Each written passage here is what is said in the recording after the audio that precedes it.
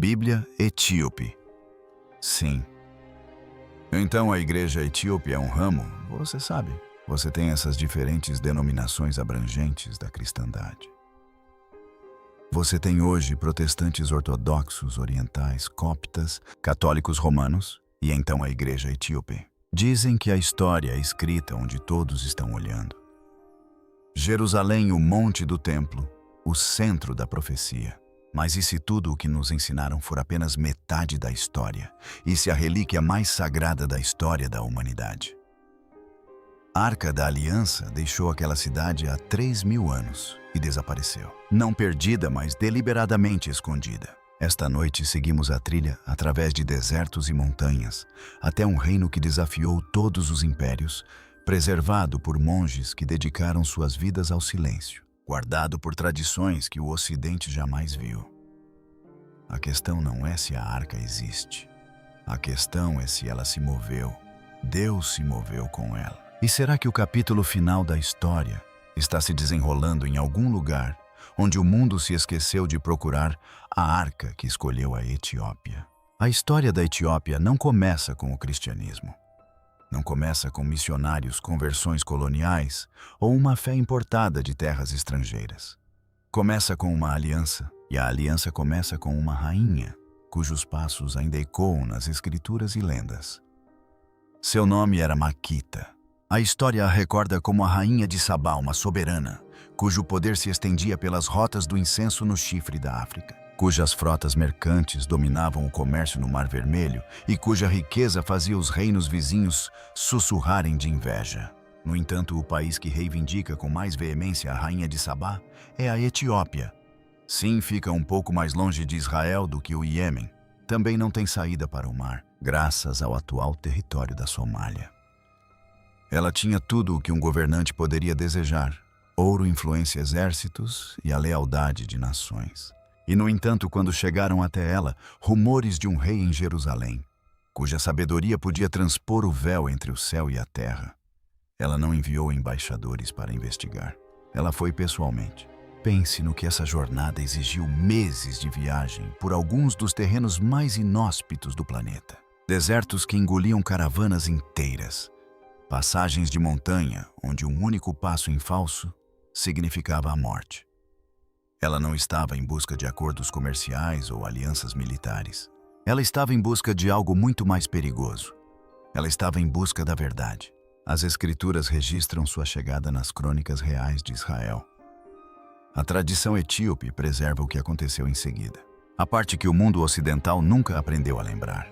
Durante 40 dias, Maquita sentou-se aos pés de Salomão, fazendo perguntas que ninguém mais ousava formular. Perguntas sobre as origens da criação.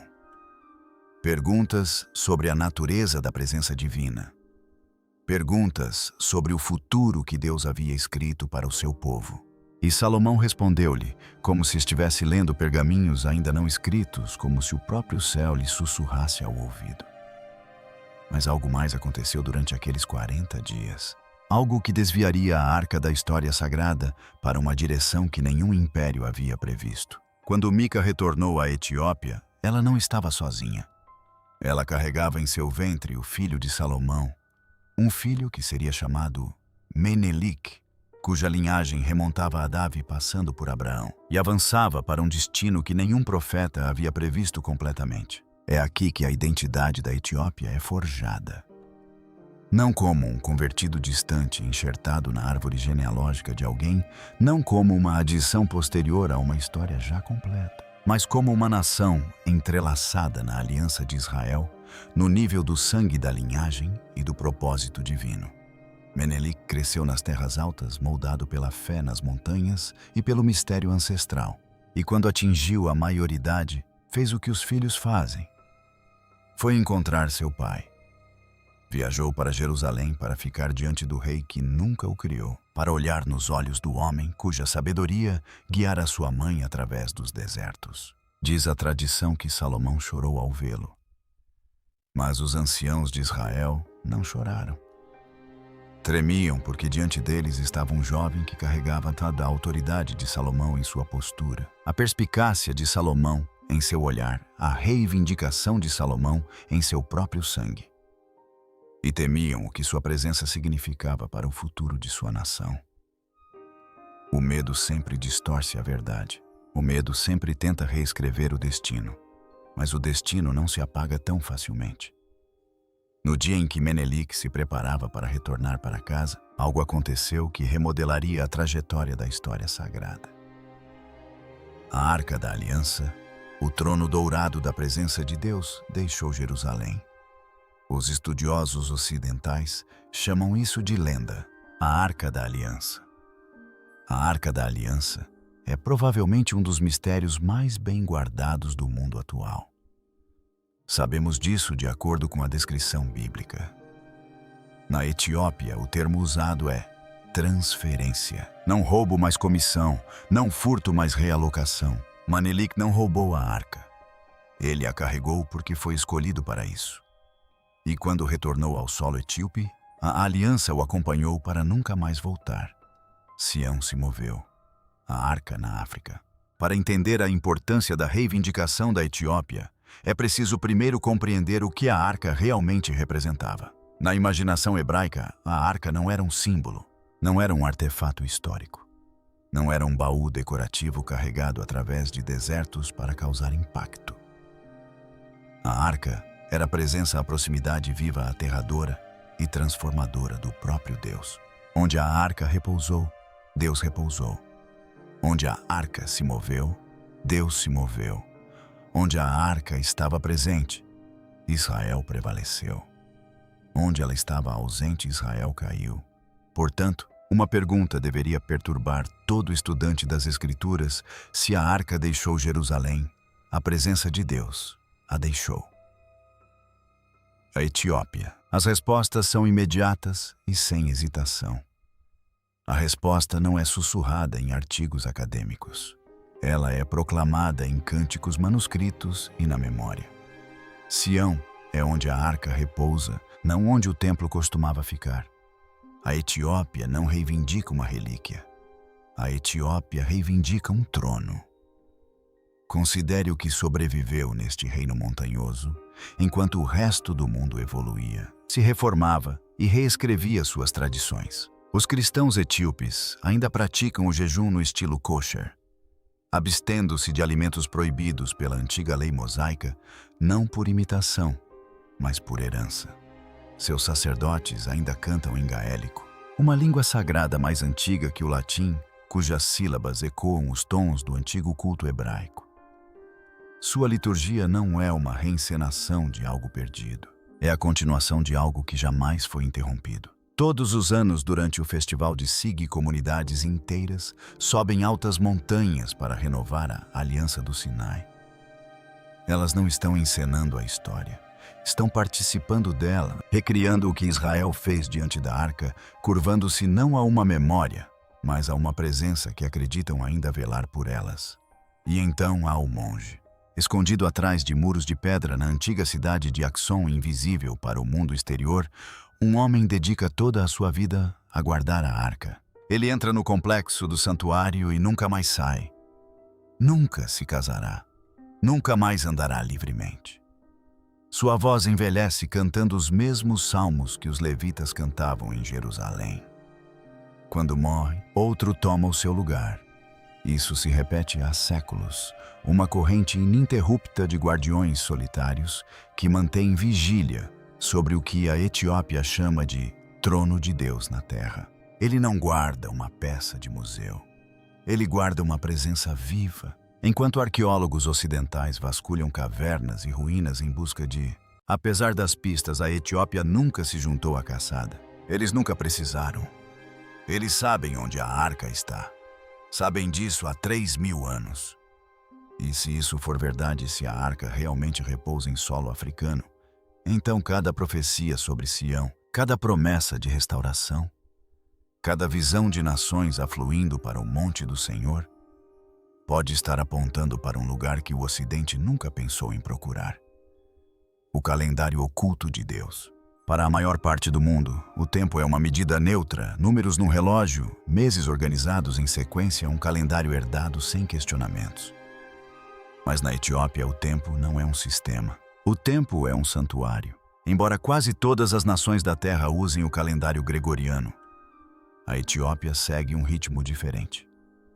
Seu ano não começa com a lógica romana ou com a reforma papal. Seu calendário é tecido a partir de textos descartados pelo Ocidente, como os de Enoque e os Jubileus, e as escrituras preservadas em Gaélia, enquanto a Europa ainda queimava hereges por possuírem Bíblias. O calendário etíope está de 7 a 8 anos atrasado em relação ao calendário gregoriano. Mas para os teólogos etíopes, isso não é um atraso. É um alinhamento sagrado. Eles acreditam que o divino não tem pressa. A profecia não se curva ao império. O próprio tempo segue o ritmo de Deus, não o de Roma. Quando o mundo ocidental recalculou seu calendário para se adequar a prioridades políticas e astronômicas, a Etiópia se recusou. Eles mantiveram o tempo como os primeiros crentes o entendiam, como vivenciado pela igreja do primeiro século, como descrito por Enoque, em visões que o Ocidente removeu de suas escrituras. No cerne dessa contagem do tempo está o jubileu, um ciclo sagrado de 50 anos. No antigo Israel, o jubileu era mais do que uma festa. Era um recomeço divino. Dívidas perdoadas, escravos libertados, terras restauradas. A presença de Deus percorria a nação como um vento purificador. Após séculos de exílio e reinvenção, o jubileu desapareceu da prática ocidental. Mas não na Etiópia. Eles o mantiveram. Eles o honraram. Eles estruturaram toda a sua expectativa profética em torno dele. E aqui está a afirmação que irá perturbar a esquetologia confortável. Eruditos etíopes acreditam que Cristo retornará durante um jubileu etíope e não ocidental. Isso não é sensacionalismo. É a conclusão natural de uma visão de mundo construída em torno das Escrituras. O Ocidente não lê mais. Se a profecia estiver alinhada ao tempo etíope, então a contagem regressiva que o mundo vem acompanhando pode estar fundamentalmente descalibrada. Os sinais, as estações, o alinhamento dos eventos mundiais. Tudo poderia estar sincronizado com uma linha do tempo invisível aos olhos ocidentais, mas preservada fielmente nas terras altas da África. A Etiópia mantém uma linha do tempo ininterrupta desde os primórdios da Igreja. Eles nunca reescreveram seu calendário para coincidir com o de Roma. Eles nunca ajustaram as profecias para agradar imperadores. Seu tempo é antigo, original, profético. E é por isso que a Etiópia observa com uma calma que intriga os estrangeiros. Eles não estão fazendo suposições. Estão se alinhando. Seu calendário não é uma previsão. É um caminho onde Deus nunca nos abandonou. Existe uma história que o mundo conta sobre a África. Você já a ouviu 1000 vezes. Uma história de correntes arrastadas pelo fundo do oceano. Uma história de impérios traçando fronteiras com mãos ensanguentadas. Uma história de fome, exploração e fogo, consumindo tudo em seu caminho. Um continente que se tornou sinônimo de sofrimento. Seu povo reduzido a símbolos de tragédia no imaginário ocidental. Mas a Etiópia nunca se encaixou nessa narrativa. E essa recusa em se encaixar é justamente o que torna sua reivindicação tão perturbadora. Enquanto reinos ao seu redor desmoronavam sob o jugo colonial, a Etiópia permanecia de pé. Enquanto o mapa da África era redesenhado por potências estrangeiras que jamais pisaram em seu solo, essa nação montanhosa mantinha sua antiga coroa. A Itália tentou conquistá-la 2 vezes. Na primeira vez, os guerreiros etíopes infligiram-lhes uma das derrotas mais humilhantes que qualquer exército europeu jamais sofreu em solo africano. Na segunda vez mesmo, sob bombas e gás venenoso, o espírito da nação recusou-se a morrer. Em poucos anos, o imperador retornou. O trono foi restaurado. O pacto continuou. O mundo chama a isso resiliência política. A Etiópia chama isso de algo completamente diferente. Chamam de prova, porque na imaginação etíope, a sobrevivência nessa escala não é coincidência. É considerada a evidência de que uma nação, encarregada da Arca da Aliança, não pode ser destruída pelas mãos dos homens. A mesma presença que abriu mares e derrubou os muros de Jericó guarda a Etiópia há 3000 anos. E essa presença não perde as guerras que pretende vencer. Mas é aqui que a teologia etíope se opõe à compreensão ocidental. Durante séculos, a Igreja Ocidental interpretou o sofrimento como punição, um sinal de que Deus havia desviado o seu olhar, de que o pecado havia rompido a ligação, de que o desagrado divino estava sendo manifestado em dor. A Etiópia preservou uma leitura radicalmente diferente. Um sussurrou em mosteiros esculpidos em paredões rochosos. Outro cantou em liturgias que permanecem inalteradas desde os tempos dos apóstolos. O sofrimento não é castigo. O sofrimento é consagração. É a fornalha onde o ouro é separado da escória. É o fogo que molda um vaso digno de conter a presença divina. É a escuridão que ensina o olho a reconhecer até a mais tênue luz que se aproxima. Um verso do antigo texto etíope Mistérios do Céu e da Terra ressoa como um trovão através dos séculos. A luz do Senhor retornará à terra do povo negro. Isso não é orgulho étnico disfarçado de linguagem religiosa. É profecia proferida por um povo que compreendeu que Deus frequentemente escolhe os feridos para carregarem a sua glória, os quebrantados para se tornarem o seu santuário, os esquecidos para estarem no centro do seu ato final. Observe o panorama da história e veja o que a Etiópia testemunhou.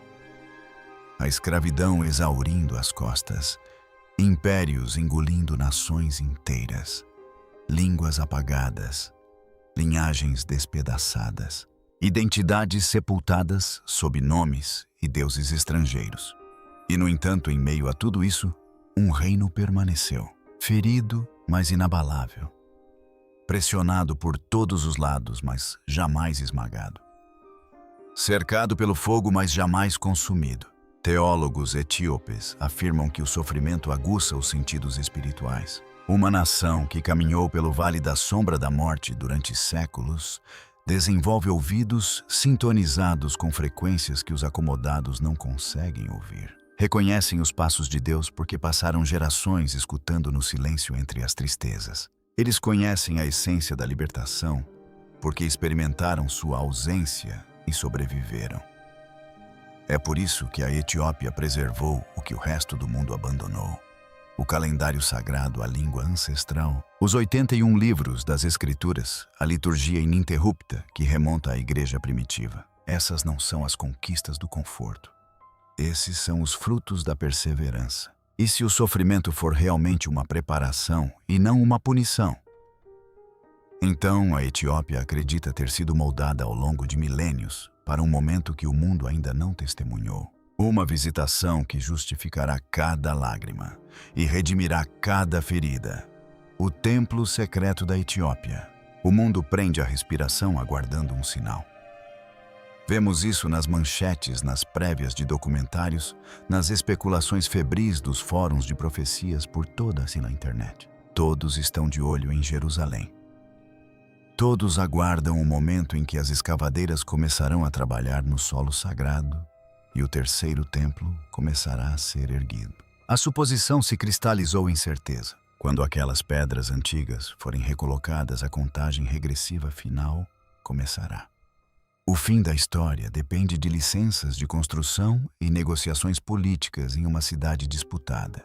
Mas e se o mundo estiver observando o local errado? E se a terceira Sião tiver sido construída séculos atrás, não erguida em direção ao céu em triunfo, mas esculpida na terra em segredo? Nas terras altas do norte da Etiópia, escondido do caos dos impérios e da arrogância dos conquistadores, existe um lugar que desafia a lógica arquitetônica. Um lugar que faz os engenheiros calarem-se e os historiadores recorrerem a palavras como impossível. 11 igrejas esculpidas em blocos únicos de rocha vulcânica. Não construídas, não montadas, mas escavadas como se as esculturas tivessem começado na superfície e fossem esculpidas de cima para baixo, removendo tudo o que não era sagrado, até que a própria montanha se tornasse um templo. Este lugar se chama La Bela, e os etíopes não o chamam de monumento. Eles o chamam de a Nova Jerusalém. Segundo Abramelzam, segundo a tradição, o rei La Bela teve uma visão no século XII. Nela foi mostrada a cidade celestial em toda a sua perfeição. Suas dimensões, sua geometria, sua arquitetura espiritual. e ele recebeu a ordem de recriá-la em pedra. O que se seguiu foi um projeto de construção que ainda hoje intriga as mentes modernas. Igrejas conectadas por túneis e trincheiras, passagens escavadas na rocha sólida. Sistemas de drenagem projetados com uma precisão que rivaliza com a engenharia moderna. E tudo isso realizado sem andaimes, sem guindastes, sem nenhuma das ferramentas que presumimos serem necessárias para tal trabalho. Os fiéis dizem que anjos trabalharam durante a noite, terminando o que mãos humanas começavam a cada dia. Quer você interprete isso como um milagre literal ou uma memória poética, o resultado permanece inalterado. Um complexo tão vasto e tão intrincado que nenhum exército jamais o destruiu. Nenhum império jamais o reivindicou. Nenhum desastre jamais o apagou da face da terra. Esta é Sião, preservada não por muros, mas por pedra. Defendidas não por soldados, mas pela pura resistência. Ocultas do mundo até a hora marcada. Entre nessas igrejas hoje e você ouvirá cânticos em gaélico. A mesma língua sagrada que ecoa por esses corredores há 800 anos. Sacerdotes de vestes brancas realizam rituais inalterados desde os primeiros séculos do cristianismo. Peregrinos chegam descalços, atravessando quilômetros de terreno montanhoso para se ajoelharem em pisos esculpidos na rocha viva. Eles não estão visitando um museu. Estão entrando no que acreditam ser a morada de Deus na terra. Alguns estudiosos etíopes vão além. Argumentam que as visões do templo de Ezequiel, aquelas profecias complexas que teólogos ocidentais passaram séculos tentando mapear em Jerusalém, podem descrever uma realidade já cumprida. Um santuário construído por ordem divina. Uma Sião intocada pela política do império. Um templo oculto sob a terra, aguardando o momento em que Deus revelará o que vem preparando em silêncio. Enquanto o mundo debate projetos e normas de construção para um templo que ainda não existe, a Etiópia permanece de joelhos dentro de um templo esculpido pela fé e guardado por séculos de oração. Enquanto observadores de profecias examinam as manchetes do Oriente Médio, monges em Laibela continuam sua vigília, entoando os mesmos salmos, mantendo as mesmas horas. Monges etíopes têm protegido esse local por mais de um milênio, preservando a mesma presença que acreditam jamais ter desaparecido. A terceira Sião talvez não precise ser construída. Talvez precise apenas ser reconhecida. E o reconhecimento na economia de Deus muitas vezes ocorre no momento em que ninguém espera encontrar o lar secreto da arca. Por séculos, a imaginação ocidental foi condicionada a olhar para cima. Todas as pinturas da segunda vinda mostram a mesma cena. Nuvens se abrindo como cortinas, anjos descendo em formação, Cristo irrompendo pela atmosfera com a força de uma invasão cósmica. O céu é sempre o palco. O paraíso está sempre acima. E a humanidade espera abaixo, com os pescoços esticados e os olhos fixos no azul distante, aguardando a chegada de Deus, como um rei que retorna de guerras estrangeiras. Mas e se estivermos olhando na direção errada?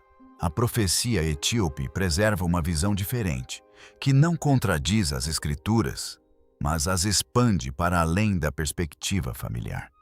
Na compreensão etíope, a segunda vinda não é uma invasão divina que atravessa as nuvens para o espetáculo das câmeras do mundo todo. É algo muito mais antigo, muito mais íntimo, muito mais aterrador em suas implicações. É uma revelação interior. Deus não se ergue do céu, mas do lugar onde sempre habitou. A presença se revelando da terra que a carregou por 3.000 anos. A arca se move. O despertar da aliança. A luz não surge de cima do mundo, mas de dentro do mundo. Do próprio solo que foi santificado por séculos de oração, jejum e adoração ininterrupta. Esse padrão permeia toda a narrativa bíblica. Se você souber onde procurar, Moisés não encontrou Deus descendo do céu. Ele o encontrou em uma sarça ardente enraizada no solo desértico. Elias não ouviu a voz divina no vento, no terremoto ou no fogo. Ele a ouviu em um sussurro dentro de uma caverna na montanha. A ressurreição não aconteceu nas nuvens. Aconteceu em um túmulo escavado na pedra, sob a terra, na escuridão e no silêncio antes do amanhecer. O Pentecostes não desceu da estratosfera. Ele irrompeu de uma sala cheia de corações ansiosos. Vez após vez, a revelação emerge de dentro, do meio do lugar onde a presença habita. E a Etiópia acredita que tem sido essa morada por milênios. Uma linha de seus textos antigos carrega o peso de tudo o que eles preservaram. A luz do Senhor retornará à terra do povo negro e as nações se curvarão diante do seu monte. Isto não é nacionalismo disfarçado de linguagem religiosa. É a geografia da aliança, um mapa traçado não pelo império, mas pela presença, não pela política antes, mas pelo movimento da arca sobre terras ancestrais. Se a arca repousa na Etiópia, se Sião está esculpida sob Lábela, se o tempo sagrado flui de maneira diferente nas terras altas, então o retorno de Cristo pode não ser um evento imposto ao mundo de fora. Pode ser uma revelação que se desdobra do centro da morada escolhida por Deus. Silenciosa a princípio, como o amanhecer despontando sobre as montanhas, depois inegável à medida que a luz se espalha pela terra. Talvez Cristo retorne não ao lugar de onde ascendeu, mas ao lugar que nunca o deixou partir. Talvez o mundo estivesse observando o céu enquanto Deus se agitava sob a terra esquecida. A arca pode repousar em silêncio, mas sua história está longe de terminar. As montanhas da Etiópia guardam sussurros mais antigos que impérios e segredos que podem remodelar tudo o que pensávamos saber sobre fé, poder e história. Se o mundo esteve observando o lugar errado, o tempo todo, o que mais nos escapou. E quando o próximo capítulo se desenrolar, o reconheceremos, ou ele surgirá silenciosamente além dos nossos mapas, além das nossas expectativas.